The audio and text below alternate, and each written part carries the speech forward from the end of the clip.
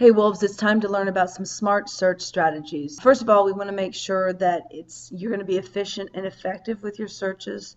We're going to learn about how to be time and energy saving and how to make sure that you receive some precise results so that you can find your sources quickly versus wading through and figuring out what's good and what's not.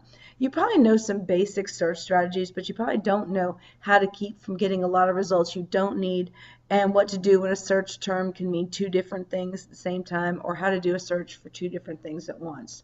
Some of the ways to take care of a strategic search is, first of all, make sure that you've got a research question and tools. You probably already have a research question. You've already typed your question as a question into the Google search bar, but that's not always the best way.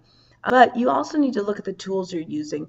If you're looking at pro and con arguments, you've learned about SERS. It's a great resource and database, but there are a lot of specialized databases in Galileo that might get you where you need to be a little bit quicker. Let me show what I'm talking about. So in Galileo, remember, you can browse by subject, by type, and of course different databases.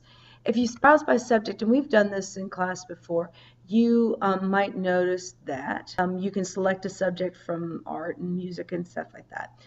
Sports, and you can be very specific, for example, what kind of sports, diet, nutrition, drug information, that kind of thing, or just general sports.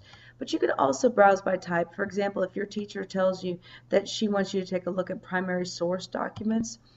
So all these databases deal with primary source documents. One of my favorite is American Memory.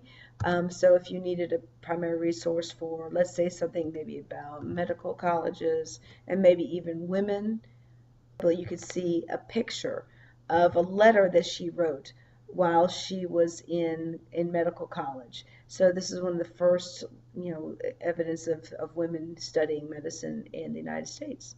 Pretty cool, huh? Talked about Sweet Search before, how it's targeted and vetted by librarians and teachers and folks who know what students need in order to write good research. And of course, Google. We'll talk about strategic searches with Google. It's important to extract the keywords and terms. Extract means to come out, like you've heard about a tooth extraction or vanilla extract. That means they take out, the tooth, or they take out the essence of the delicious vanilla-isness. Well, we're going to do the same thing with your favorite research question. What you're going to try to do is multiple specific keywords for narrow results. Remember, you want fewer results. Fewer results is a better search. So this is what I'm talking about. When you spend time writing an entire question, like why do cats purr, versus just cats purr, you see that you've got about, 0.8 million searches in 0.36 seconds versus about 914,000 and shorter. So we got shorter and fewer results. Remember, we want fewer results. That's a better search. So here's kind of a crazy research question. So we're talking about how to extract the keywords and the terms.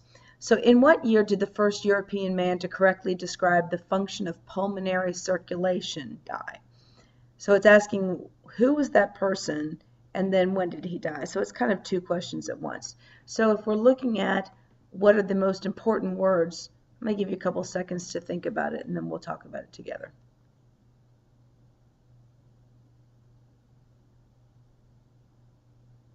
Okay, so the ones that we pulled out would be European man, function of the pulmonary circulation, and die, which basically boils down to this.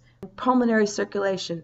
Why did I put that in quotation marks? Because that's a key element together. If I'm looking at just circulation, then that deals with blood. But if I'm looking at pulmonary circulation, I'm looking at blood through the lungs. So that's important to put those two things together. And then I put in death because that's, talks about when that person died. So let's take a look at what that search does. So I put in European function pulmonary circulation to find out who the guy was. And, ooh, look, and now it is Wikipedia, but there he is. He's Michael Servet. And we can see that he died in 1553. Whoop, whoop. But you may say to me, Ms. Cope, well, what if it doesn't work the first time I do that? Well, if you don't succeed, try some synonyms.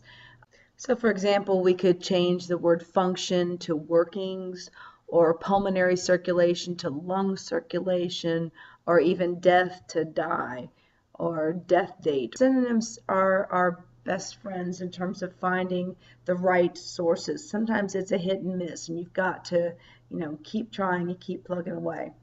Again, the more specific keywords you've got, the more you're going to have narrower results. Remember, fewer results are better. Some additional search strategies is if you wanted to have two words at once. For example, if you didn't know whether it was Cornell College or Cornell University, you could add or so that you could search those two words at once. But if you don't want this word, for example, if you wanted to look at the fish, the mullet, without the hairstyle, or if you wanted to look at just the hairstyle, you could do mullet minus fish for the hairstyle, or mullet minus hairstyle for just the fish. Just like we did in the previous search, we put in quotation marks for pulmonary circulation.